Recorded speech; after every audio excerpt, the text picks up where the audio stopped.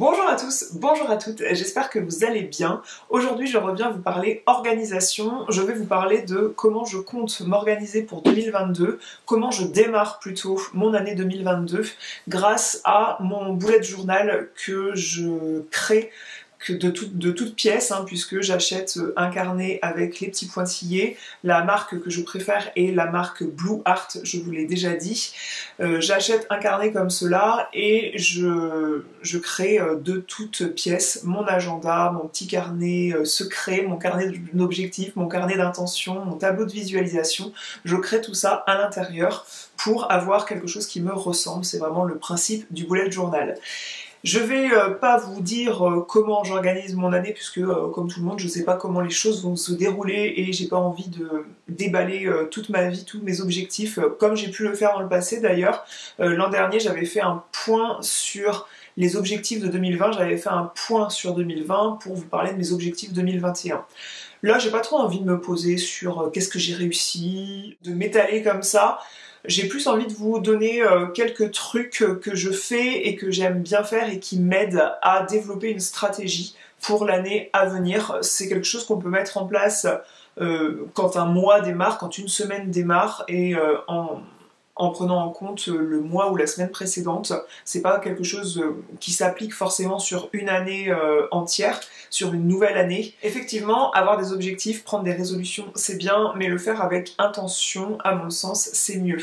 Donc le premier truc que je fais, notamment pendant les vacances de Noël, je prends une petite pause sur YouTube, sur le blog. La boutique ralentit un petit peu côté, en tout cas, renouveau. Mais ce que j'aime bien faire pendant les vacances de Noël, en tout cas les 3 jours qui suivent Nouvel An, j'aime bien me poser sur l'année précédente qui s'est écoulée.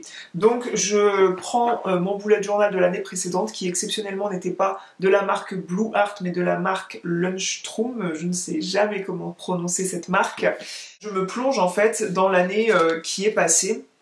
Donc je vais me plonger sur mon agenda, sur les événements chaque mois, chaque semaine qui sont passés, les événements positifs, les gros projets comme les petits détails du quotidien. Je vais explorer tout ça, voir ce que j'ai accompli. Je vais regarder les choses de façon globale. Il y a des choses bien sûr qui vont sauter aux yeux. Évidemment que si vous avez acheté une maison, un appartement, si vous avez acheté un local pour votre travail, si vous vous êtes lancé dans l'entrepreneuriat, si vous êtes marié, si vous êtes fiancé, que sais-je.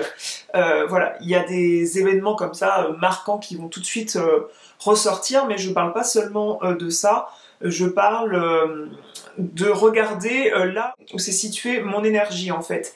Est-ce que j'ai passé beaucoup de temps à faire de la réunion si je suis salariée? Est-ce que en regardant plus précisément chaque tâche, combien de temps je passe à préparer, filmer et monter ma vidéo du dimanche? Comment j'ai consacré mon temps et mon énergie? Est-ce que j'ai été régulière dans les publications de mon blog? Est-ce que j'ai réussi à être régulière et sur la boutique L'Hirondelle et Toi niveau chiffre d'affaires? Pourquoi? Pourquoi certaines saisons fonctionnent mieux que d'autres? Bon, vous savez ce que je vends, on peut facilement y répondre, mais ça va plus loin que ça. Est-ce que mes collections sortent à temps? Est-ce que j'ai été régulière dans les sorties de collections? Qu'est-ce que j'ai fait en 2021, chaque mois vraiment? Alors je vais pas me poser 2 jours là-dessus, je vais regarder voilà mon agenda, je vais regarder ce que j'ai fait. C'est là toute l'importance d'avoir une trace écrite, et là c'est ce que j'aime bien moi dans le bullet journal papier, et contrairement à l'agenda électronique, c'est que il reste une trace écrite papier, et moi je mets mon mois sur une double page. Chaque mois je l'étale sur une double page et j'ai une visibilité sur le mois très pratique, même si après je fais des agendas pour la semaine, etc. plus détaillés sur les tâches que je veux faire, les rendez-vous que j'ai, mais pour chaque mois j'ai une vision globale très rapide sur le mois que je trouve plus visuel par rapport à un agenda électronique. En tout cas, c'est mon avis et j'ai vraiment une trace de tout ce qui s'est passé. Là, j'ouvre le mois de juillet, je vois qu'on était parti en vacances dans les Landes début juillet, je vois les horaires des cours de natation de mon fils, donc ça me fait me rappeler que on a réussi ça, en tout cas en 2021, mon fils a appris à nager, il a passé son brevet de 25 mètres. Je vais regarder ma galerie Instagram parce que je publie quasiment tous les jours sur Instagram, donc je peux passer mon année en revue assez facilement en regardant sur Instagram. C'est pour ça que j'avais fait aussi cette petite vidéo que tout le monde a fait d'1 minute, format réel, où on passe sur la musique, on a tous employé la même parce qu'elle était forte en émotion, je trouvais, cette musique, et le concept était de faire défiler des images positives, bien sûr, de l'année qui s'était écoulée. Certains ont un avis assez bizarre de dire oui, c'est surfait en fait de présenter que des moments heureux, c'est du mensonge, la vraie vie c'est pas que des moments heureux. Oui, bien sûr que personne ne va évoquer qu'il s'est brouillé avec sa famille, qu'il s'est brouillé avec sa sœur, son frère, que sais-je, qu'il s'est fait virer de son emploi. On va pas exposer ça sur internet, on n'expose pas ses échecs. Ce qu'on a envie de diffuser sur internet, c'est de l'énergie positive, et crois-moi, vous ne perdez rien d'être heureux pour les autres en fait. En tout cas moi, de voir tous ces bilans de l'année sous format d'1 minute comme ça, avec toutes les images qui défilaient, des images joyeuses, moi ça a tendance à m'inspirer. Je pense que les personnes qui critiquent ça, il y a un brin de jalousie là-dessus, et s'il y a bien un sentiment qui est le plus négatif au monde, à mon sens, c'est la jalousie. Donc il faut vraiment se débarrasser de tout ça, et si vous éprouvez ça vis-à-vis d'un compte Instagram que vous suivez, ne le suivez plus. Soyez inspirés en 2022. Repasser Instagram, c'est une bonne aide pour moi, mais pas que, parce que je publie pas toute ma vie sur Instagram, et comme je vous ai dit, j'essaye de publier du positif, mais aussi ma pellicule de mon iPhone, c'est un peu mon deuxième cerveau. C'est aussi un outil pour moi d'organisation, dans le sens où quand j'ai envie de me rappeler de quelque chose, je fais un imprimé écran, le screenshot, et vous avez des dossiers qui se créent automatiquement dans votre pellicule photo. Il y a un dossier qui s'appelle capture d'écran, un truc comme ça, et ça m'aide du coup à me souvenir de trucs tout au long de l'année. Par exemple, voilà, le numéro de sécu de mes enfants, un imprimé écran du menu de la pizzeria où on peut se faire livrer, je sais pas, les horaires de la piscine. Voilà, je vais faire des imprimés écran comme ça, et c'est plutôt pratique à dégainer quand on ne sait pas où on a mis tel ou tel papier.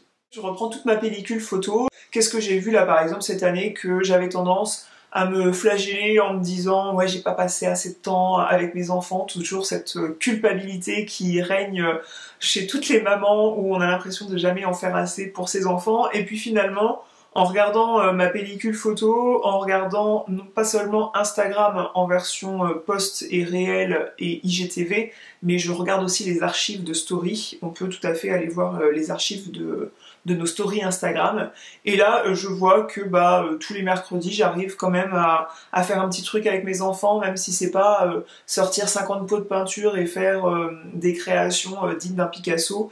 C'est pas seulement l'objectif, mais voilà, toutes les semaines j'ai réussi à faire un petit jeu de société avec eux, à aller les emmener au poney. Ça permet aussi de revoir les circonstances dans lesquelles on a vécu.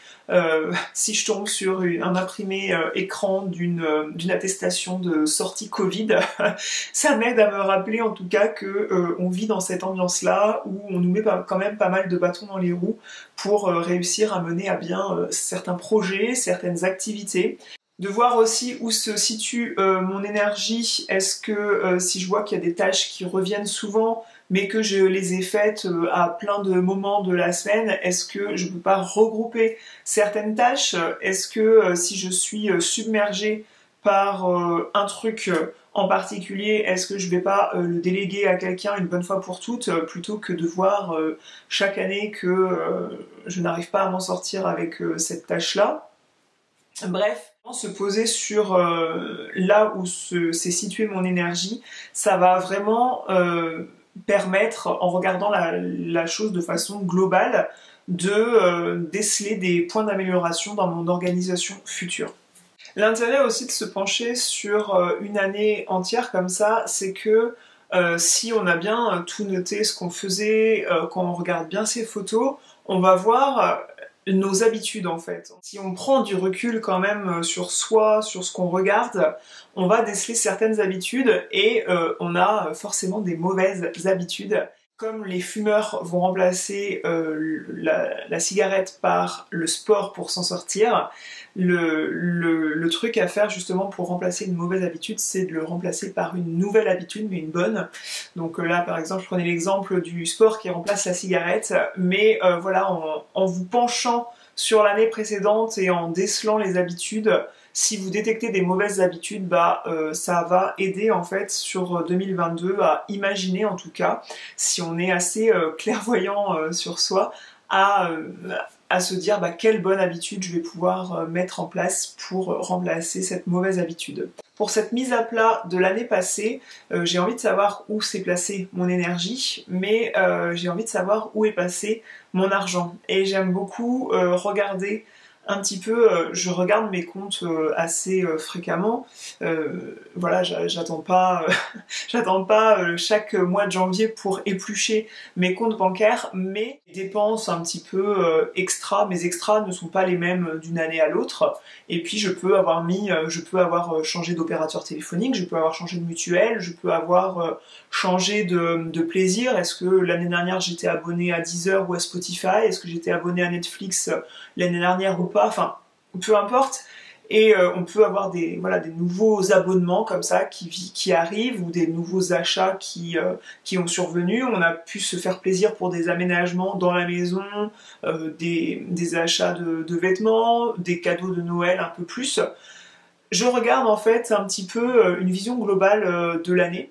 Tout ce qui est contrat, c'est bien de renégocier chaque année. Là, je sais par exemple que je vais absolument changer de mutuelle parce que je ne suis jamais malade, mes enfants ne sont jamais malades et du coup je sais que je paye bien trop cher de mutuelle de façon mensuelle et qu'il faut absolument changer ça. Quand on a des dépenses inutiles qui s'en vont comme ça allège quand même pas mal l'esprit de savoir qu'on n'a plus ça déjà, qu'on a réussi à éliminer ça. C'est un peu comme le désencombrement, c'est pour ça que j'ai une dernière sous-catégorie dans mes objectifs qui concerne le rangement et le désencombrement parce que c'est important pour moi d'être en perpétuel désencombrement chez moi parce qu'il y a des choses qui rentrent dans la maison et je tiens du coup à ce qu'il y ait des choses qui sortent. Je vous en avais déjà parlé dans une vidéo sur le désencombrement. Le deuxième point que je regarde sur l'année qui s'est écoulée pour faire un bilan au mieux, c'est que je vais regarder qui j'ai vu et qui je n'ai pas vu. Je pense qu'on est la somme un petit peu des relations qu'on a, des fréquentations qu'on a. Moi, c'est une crainte que j'ai pour mes enfants. Je sais que je pourrais jamais gérer ça jusqu'au bout pour eux. Je pourrais avoir un œil dessus, mais je sais qu'on n'en est pas maître en tant que parent. Mais je pense que les fréquentations, ça définit quand même un petit peu ce qu'on est. Ça nous influence typiquement. On est influencé par les personnes qui vivent dans notre foyer. On est influencé si vous appelez tous les soirs votre maman, toutes les discussions que vous allez avoir avec elle, mine de rien, ça vous influence dans votre façon de penser. Je vais regarder si il n'y a pas une personne que je vois 80% du temps et que finalement ça influe pas bien sur ce que je suis, sur ce que je veux être, sur ce dont je veux discuter. Et je vais regarder aussi, tiens, telle personne, je l'adore, mais je l'ai pas réussi à l'avoir en 2021, donc je veux absolument l'avoir en 2022. Je vais peut-être prévoir quelque chose. Voilà, je vais peut-être essayer d'être moteur pour voir des gens que je n'ai pas vus. Alors ça peut être d'un point de vue professionnel, comme ça peut être d'un point de vue personnel. Troisième point, je regarde quels ont été mes succès et mes échecs, alors d'un point de vue global, tout comme je vais regarder vraiment de façon très précise sur chaque secteur de mes activités, quels ont été mes succès et mes échecs. Par exemple, ça peut être en sport, puisque de la façon dont mes objectifs sont découpés, il y a une partie sport et self-care entre guillemets, et ça peut être en sport le fait que en 2021 j'ai moins couru qu'en 2020 si je regarde le bilan de ma montre connectée, qui peut être aussi un outil pour regarder le passé, ce que je vous disais en premier point. Mais j'ai réussi quand même à faire une course pour la cause Octobre Rose, pour aider les femmes à lutter contre le cancer du sein. Et du coup, c'est quand même un succès de 2021. Par exemple, l'Hirondelle et toi, je vais me poser sur quelles pièces ont été des succès, quels bijoux ont été des échecs, malgré le fait que chaque pièce que je sors, c'est pour laisser la place à l'audace dans la créativité de chacune et dans ma créativité. Chaque pièce que je sors sur la boutique, c'est parce que j'estime qu'elle a sa chance, mais parfois on ne sait pas ce qui se passe et il y a des pièces qui ne fonctionnent pas. Comme il y a des pièces qui font le buzz et qu'on s'y attendait pas. On n'aurait pas tout misé sur ces pièces-là, et du coup j'essaye de peser ça pour voir est-ce que je reproduis les succès en 2022 ou est-ce que les échecs je les laisse de côté ou j'améliore. Et quatrième point, c'est là que je commence à construire mon bullet journal 2022, puisque je vais commencer 2022 en développant mes objectifs pour l'année à venir. Donc moi, chaque bullet journal bien sûr commence par la légende, mais la légende de comment je vais un petit peu codifier les tâches, les rendez-vous, quand c'est en cours, quand c'est terminé, quand c'est reporté, annulé, que sais-je. Ce que je fais ensuite, c'est que je développe le calendrier 2022. Donc j'ai commencé à faire les titres comme ça à la Cricut. Avec ma Cricut Maker, j'ai commencé à vouloir avoir des titres propres, bien calligraphiés, puisque ce que fait la Cricut avec du vinyle, ça sera toujours un magnifique résultat parfait, comme si c'était imprimé, beaucoup mieux que ce qu'on fera jamais avec un stylo.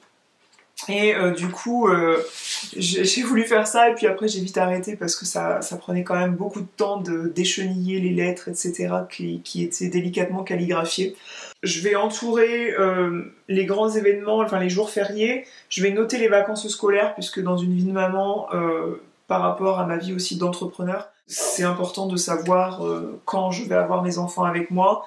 Est-ce que je dois anticiper du centre de loisirs? Est-ce que je dois anticiper qu'ils soient gardés par des proches, des vacances, des réservations de vacances? Je vais viser aussi les jours fériés, et aussi là-dessus, je visualise très vite ce qui est Noël et les fêtes où on va offrir des bijoux, donc Noël, Saint-Valentin, fête des mères, fête des pères, et voilà, toutes ces dates importantes selon moi. Les catégories où je me suis fixé des objectifs, c'est premièrement le sport et le self-care. Alors je mets le sport dans le self-care parce que pour moi le sport c'est une hygiène de vie, et c'est de l'hygiène.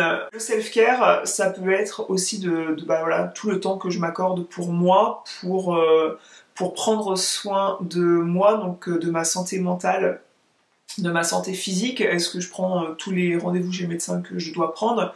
Est-ce que je m'accorde des temps pour prendre soin de moi? Ensuite, la deuxième catégorie, c'est mes objectifs professionnels et mes objectifs en termes de finances aussi. Ensuite, j'ai une catégorie culture, une catégorie maman, une catégorie vacances, loisirs, et une catégorie un peu poubelle qui c'est poubelle. Alors je dis, il y a l'écologie, j'ai des objectifs pour être plus consciencieuse de ce point de vue-là, en termes de ménage, de rangement et sur la maison en fait.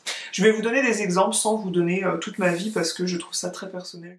J'ai un tableau de visualisation, donc je l'ai imprimé en version photo de cette taille-là, et je vais le coller ici. Et je pense que je ferai un article sur mon blog où je vous le montrerai en photo. La page suivante concerne mes statistiques sur les réseaux sociaux en termes de nombre d'abonnés, alors que ce soit YouTube et Instagram, c'est les deux seuls réseaux que je suis, et maintenant je suis aussi l'Hirondelle et toi. Donc non pas que je suis très attachée aux chiffres, au nombre que vous êtes à me suivre, mais je vais pas faire l'hypocrite, parce que s'il y a bien un trait de caractère aussi que je déteste, c'est l'hypocrisie, en plus de la jalousie. Ceux qui vous disent que le nombre d'abonnés en sont totalement indifférents, ils vous mentent, parce que à partir du moment où on professionnalise la chose, c'est important qu'il y ait du monde qui nous suive, et du coup il y a certains objectifs que je vais dérouler en fonction de ça. Un objectif ne va pas être demain je veux 10 000 abonnés sur Instagram, ça c'est pas un objectif parce que ça dépend pas de moi, je ne choisis pas qui va cliquer sur s'abonner, mais par exemple je peux me mettre comme objectif de poster tous les jours, de faire un contenu original, de faire un contenu très ciblé. Ensuite, j'ai une page où je mets mes idées concernant le blog, YouTube, la création de contenu, les idées pour faire des posts et des réels Instagram. Il y a une seconde partie où j'ai réservé 4 pages pour 4 trimestres de l'année, donc c'est la partie revenus, où je vais noter de façon mensuelle, mais pour la simple et bonne raison que trimestriellement, vu que je suis auto-entrepreneur, je déclare mon chiffre d'affaires, mes revenus. Je vais déclarer ça à l'URSSAF, à notre ami l'URSSAF, et du coup, c'est important de suivre ça. Ensuite, la page suivante, c'est les partenariats. J'ai envie de suivre ça. Page suivante, je note les albums photos que je vais faire, puisque dans la partie rangement, j'ai noté comme objectif un tri photo. J'ai encore de nombreux événements qui n'ont pas été placés sous forme d'album, et j'ai envie d'imprimer, de trier tout ça.